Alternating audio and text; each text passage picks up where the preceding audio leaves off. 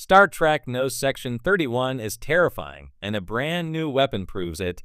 Section 31 is one of the most terrifying groups in the Star Trek franchise, and their latest weapon proves it. The Federation is regarded as a glorious and idealistic utopia, but it also has a dark underbelly, and Section 31 represents it. In Star Trek Defiance 22, the organization unveils a chilling new starship design, one that cements their place as one of the most ruthless groups in the franchise. Star Trek Defiance 22 is written by Christopher Cantwell and drawn by Angel Unzueta. Chief O'Brien convinces B'Elanna Torres, the Defiant's new captain, to travel to the Gamma Quadrant to disable self-replicating mines that have been deployed by Section 31.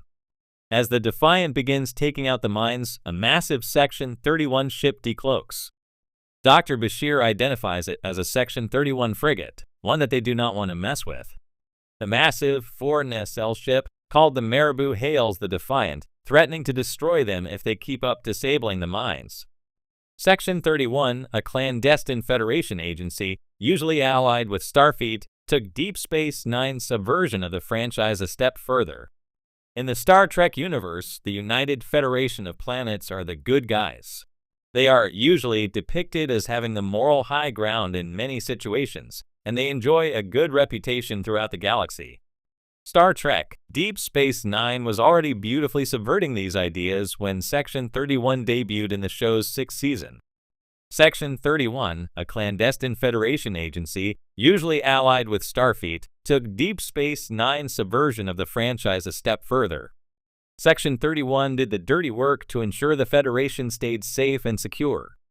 Section 31, which draws its name and authority from that particular section of the Federation Charter, ensures the Federation is the shining beacon that it is by any means necessary. The nearest equivalent in the Star Trek universe was the Romulan Tal Shiar. Section 31 was responsible for murdering officials and other acts of sabotage, none of which gelled with Starfleet's high ideals, but it kept the Federation safe. Section 31 operated from the shadows, and very few in the Federation or Starfleet knew of their existence. Section 31 is built on fear and intimidation, and the Marabou proves it. Section 31 has been shown to be in possession of technology beyond what Starfleet normally uses. Section 31 ships regularly use cloaking devices, which the Federation is prohibited from using thanks to a treaty with the Romulans. The weapons on board Section 31 ships are far more destructive than standard Starfleet ships as well. The ship's Section 31 uses are also larger and usually painted all black. For Section 31, it is all about intimidation and fear, and their ships embody this philosophy. In Section 31's newest ship, the Marabou might be the scariest one yet. The ship is enormous, easily dwarfing the Defiant. The 4 nacelles add to the intimidation factor. While fans do not get to see the capabilities of the Marabou's weapon system, they are no doubt deadly. Dr. Bashir tells O'Brien and Torres they do not want to cross the Marabou, and with his contacts with the group, he would know better than anyone what the ship is capable of. Section 31 is Star Trek's scariest group, and the Marabou show why. Star Trek's secretive intelligence agency, Section 31, has long been depicted as a shadowy organization that operates beyond the ethical boundaries of Starfleet. While their existence is meant to safeguard the Federation from external and internal threats, their methods often push them into morally gray and at times outright terrifying territory. Now, with the revelation of a brand new weapon, Star Trek proves once again that Section 31 is not just an enigma, it is a force to be feared. The specter of Section 31. Section 31 has been a presence in Star Trek lore since Deep Space Nine, with later appearances in Enterprise, Discovery, and various novels and comics further expanding its reach. Unlike Starfleet intelligence, which adheres, at least nominally, to Federation values, Section 31 operates under its own set of rules, engaging in espionage, sabotage, and even preemptive strikes to maintain the security of the Federation.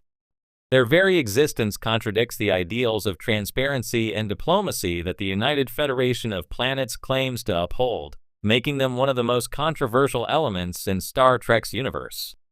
What makes Section 31 truly terrifying is not just their willingness to act unilaterally, but the technological and strategic superiority they often wield. From advanced cloaking devices to biological weapons like the morphogenic virus used against the founders, Section 31's arsenal has always pushed the boundaries of science and ethics. Now, a newly revealed weapon suggests that their capacity for destruction has reached an even more alarming level. The new superweapon, the Dark Horizon device. Recent Star Trek media has hinted at a new Section 31 weapon that makes past efforts look almost benign in comparison. Dubbed the Dark Horizon device, this weapon is not simply a tool for war but a calculated instrument of annihilation and psychological warfare. Unlike traditional starship-mounted weaponry or planet-destroying devices akin to the Genesis device, the Dark Horizon operates on a more insidious level. It destabilizes the very fabric of space itself. The mechanics of the weapon remain shrouded in mystery, but its effects are chilling. Once deployed, the Dark Horizon creates a cascading subspace rift that spreads outward, consuming everything in its path. This isn't just about destruction. It erases entire regions from existence, making recovery impossible and leaving no trace of civilizations, ships, or planets. Worse yet, it renders affected areas permanently uninhabitable, warping spacetime so severely that even future exploration is futile. Why Section 31 would use such a weapon? Unlike traditional Starfleet operations, which emphasize diplomacy and measured responses, Section 31 thrives on deterrence and overwhelming force. The Dark Horizon device fits perfectly into their playbook. It is not merely a tool of destruction, but of control. The mere knowledge that such a weapon exists is enough to keep potential enemies in check. The Tall Shire, the Obsidian Order, and even the Klingon Intelligence Bureau would hesitate to challenge an organization willing to wield such overwhelming power. Moreover, Section 31 does not need to use the Dark Horizon device often, just once, in the right circumstances, to prove its effectiveness. A weapon of this magnitude is designed to instill fear not only in external threats, but also within Starfleet itself.